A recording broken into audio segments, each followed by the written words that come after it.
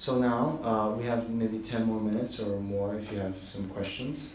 So do you have questions about what we've talked about today? Yes, sir. In relation to anxiety. Yes. Do you have any insight about anxiety attacks, panic attacks? Because it seems to be quite an epidemic. Mm-hmm. Yeah. Yeah, the question is, do I have any insight about anxiety attacks, panic attacks? And, well, I've had some myself. Now, okay, I'll just share. In the Tibetan monastery, we have debate, right? That's our main avenue. And then there's a debate exam, right? And this is done in front of a lot of monks. And anyway, in your third year, there's this time when you are answering, right? Someone, a very senior monk is debating you, and you answer in front of, and it was like over 1,000 monks, right? And I was at the front. And I totally blanked out. I had like, I don't know, stage fright or anxiety attack or something, okay? And even now, I have this very bad association with the debate exam. It freaks me out. So on the positive side, it's given me a lot of food for thought for my practice. And what I now think, for that situation, part of it is, I have a certain expectation for myself that I want to perform well, and I want things to go a certain way, and so I'm setting a very high bar for myself. And then if you set a very high bar for yourself, remember, it's very difficult to do. And especially in the debate exam, there is very little you control. You don't control, because the person can ask you whatever you want, right? So this kind of, the sort of fear of the unknown, right, just compounds anxiety. You with me? So anyway, a strategy to deal with it is, one of my housemates, in the preparation for the debate exam, I asked him how his preparation was going, and he said, it's great. I said, oh, well, how much of the text have you, reviewed? He's like, no. How I'm preparing is I'm trying to lessen my attachment to getting a high score. Okay? So I like that very much. I haven't quite said it to my teacher yet. It's like, how are you studying? No, I'm not studying again. But anyway. But you see, again, and at the monastery, that's quite okay, because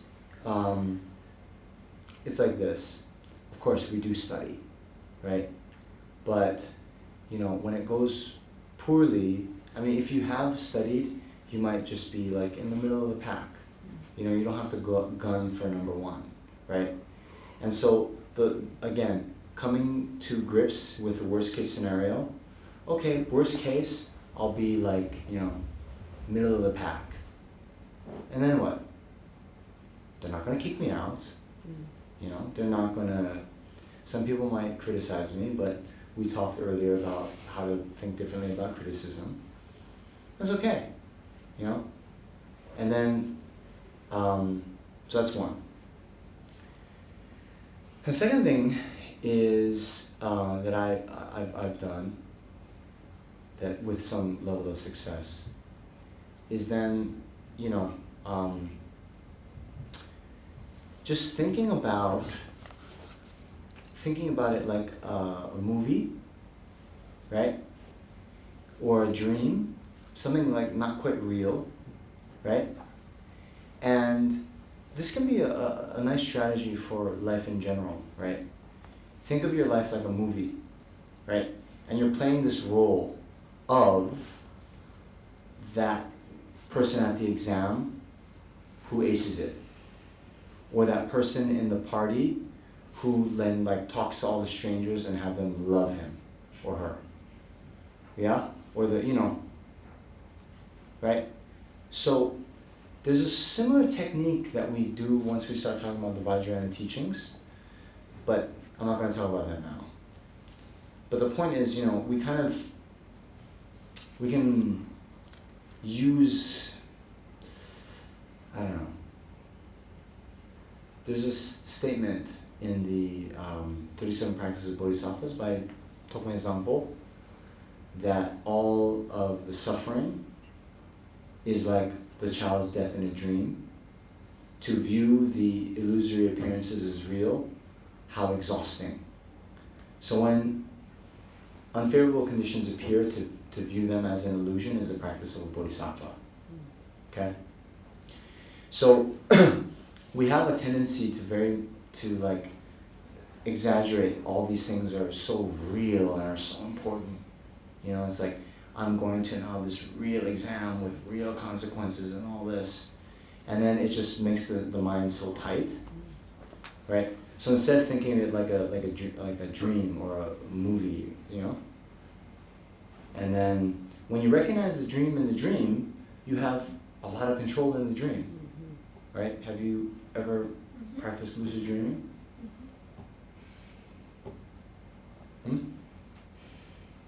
So that might help.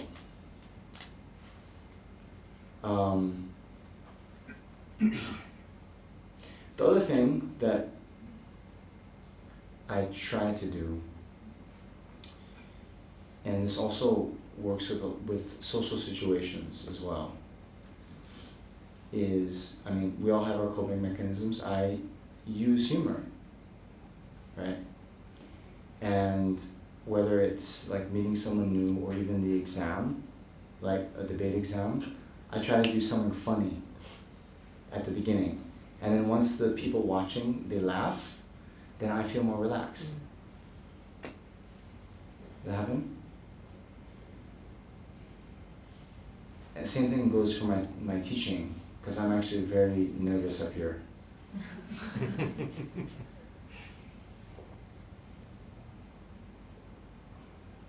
Does that help? Yes, thank you. In terms of the actual panic attack and what to do when you're in the throes of it, maybe I'll do a bit of research on that. I'll ask Google, okay? And then we can talk more about it tomorrow. Was that? It was saying to meditate. I had that, sorry, I'm interrupting. Please? I had it in a few sessions ago, and this person kept saying, why do I have to meditate? Why do I have to meditate? So I got a little bit like, okay, ask Google, I don't have to meditate. So I actually did that. I went on Google, why meditate? And said, Google does not have all the answers. Huh? So I get this from the Google. It admitted? Google Why admitted. meditate? Yeah, Google doesn't have all the answers. Because Google doesn't have all the answers. It is inside you. That's the answer. Allez. Google admitted it didn't know the answer? Yeah. Oh, it became self-aware. Wow. Okay, anything else? Really? Okay, then anything, not just about what we've talked about today, or am I opening a can of worms? Yeah, please. I think that your first response to your question was related to this. Like, I've been trying, so I'm doing my PhD. It's an anxiety-ridden sort of process, and the way that I've found myself to be sort of more at peace with the process has been not to be attached to outcomes, right, in the process, most of which were linked to my expectations of myself. Yeah. So I'm much happier in the process. People ask me, when are you finishing? I start laughing, I have no answer, I don't have control over it, but I also know that there's a direct trade-off with my progress. I'm much happier, but I'm not working as much. it's just a fact, like, because the way that I've been dealing with that has been to do a lot of, I don't know, other things to balance my life more. Yeah. So I do feel some guilt around it, but I'm just wondering, like, how do you, I'm not sure that I'm finding the balance. I think that I've moved away from the anxiety, but maybe too much in the other direction where I'm not really balancing. I would say I'm stalled a little bit in my research, which is cool. Yeah. It's cool because I moved away from the small little town in which I was doing it over there. Right. If I were there, I wouldn't have been, Yeah. So I guess my question is really about balance. How do you find balance if you let go of attachment to certain goals for yourself and others? Yeah. Sometimes I feel I've gone over to that camp as well. But you know, there's a saying that the Kadampa masters in Tibet said that you have to be broad-minded, be even-keeled, like, you know, make slow progress, but consistently, and then don't squeeze yourself. Those are three pieces of advice from the Kadampas. So, yeah, it's difficult, but once you start having a vast mind, right? This is specifically about enlightenment, but it can be for any big project. Thinking about the big picture, then the point is, for many of the bigger projects that we're trying to accomplish in life, it's going to take a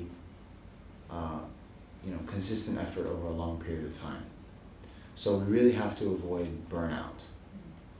And that's also part of the reason why I emphasize trying to have short meditation sessions. I meet some people and they're like, yeah, okay, I'm going to do this retreat, and then they meditate 12 hours a day for 10 days, and maybe do 3 of these retreats in the first 2 months, and then nothing, right? It fizzles out. So, but on the other hand, if you're just like, okay, have you guys heard of Loom? Loom is like this, it's a Tibetan, in the Tibetan medical texts, it's this disease where it's a kind of an anxiety if you're working too hard, right? And then you hear some people who are like, then just use it as an excuse. No, I can't study, I can't meditate, I'm afraid of getting loom, So we need to do something. And what I think, and I was going to talk about this more tomorrow, is, you can set, like, you set your goals, and then you have a plan for achieving it. And then, you kind of, when there's the time for work, you stay focused on the work and you do it, right? But you can set limits how much you're going to work, right? So especially if it involves writing something, like a 1,000-page thesis or something, right? You then have to, you're not going to do it in a day, right? But every day, can you set aside however much time and use the morning time when your mind is most fresh, and then even if it's like 3 hours in the morning where you actually do the work and aren't getting distracted by checking email and stuff like this, but you actually do 3 hours of solid good work, and then okay, you've done something.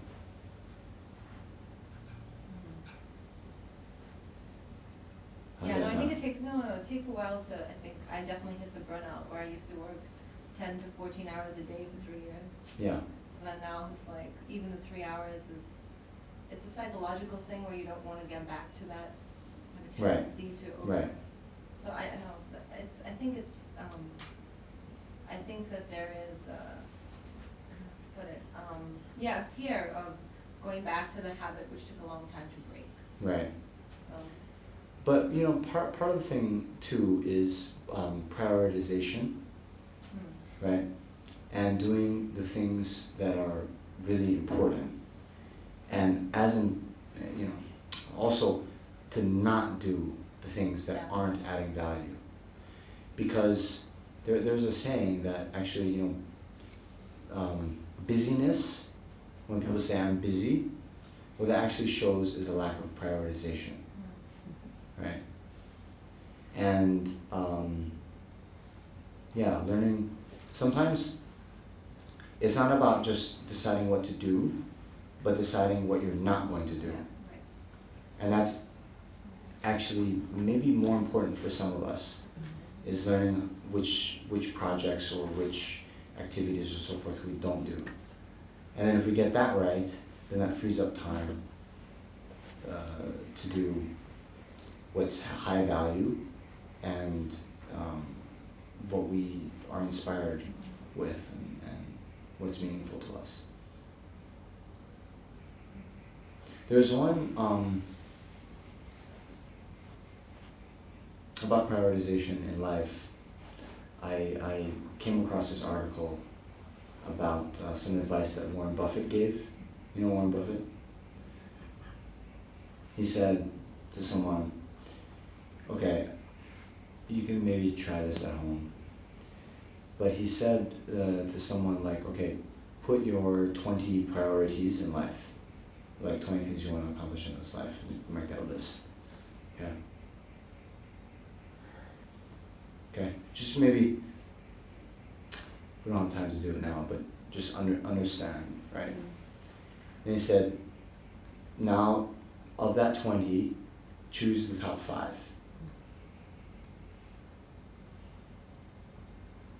Okay. Now, then what he said is, those things in the, 6 to 20,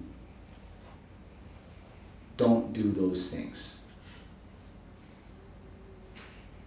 Don't do those things in your life, right? Because it's that kind of second tier priorities that are the real dangerous ones, because we can kind of justify it,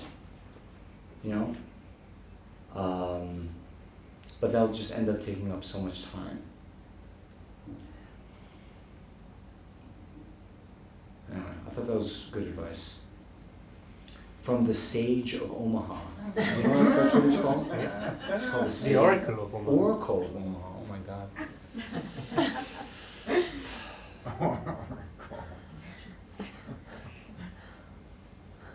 Anything else? Well, let's just dedicate the merit. So, at the beginning of the activities that we do, we try to set a good motivation, and then at the end we dedicate the merit so that it ripens and becomes the cause of the most beneficial thing we can think of. So due to the merit that we've created in our time here together today, may all sentient beings be freed from all of their suffering and attain the state of perfect enlightenment forever. Then for that to happen, the main cause of attaining enlightenment is for the development of bodhicitta. So we also dedicate that due to this merit, may the precious mind of bodhicitta that has not yet arisen arise in our hearts and in the hearts of all sentient beings without even a second's delay, and may that bodhicitta that has been generated, may it increase. Then we dedicate due to this merit, may all the beings who are sick, all those experiencing various problems, may they quickly be freed from all of their ailments. And once having recovered and become into perfect health again, may they be able to continue to practice the Dharma teachings and attain enlightenment in this very lifetime.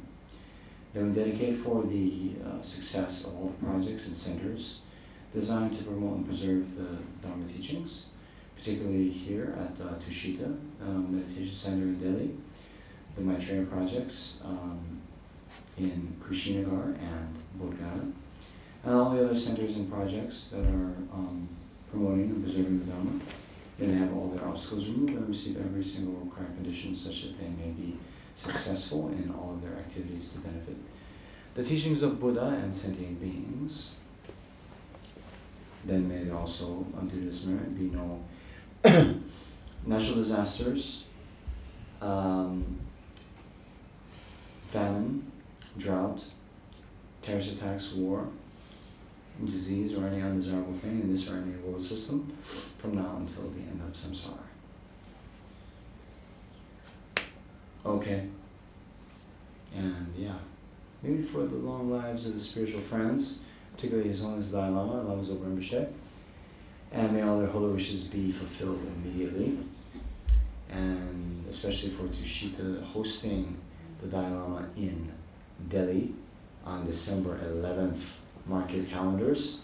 May that go without obstacle, and may it be most beneficial for all living beings, especially those who attend, or even just merely those who hear about the teachings, make an offering towards the teachings, those who even criticize the teachings. May they all quickly attain enlightenment.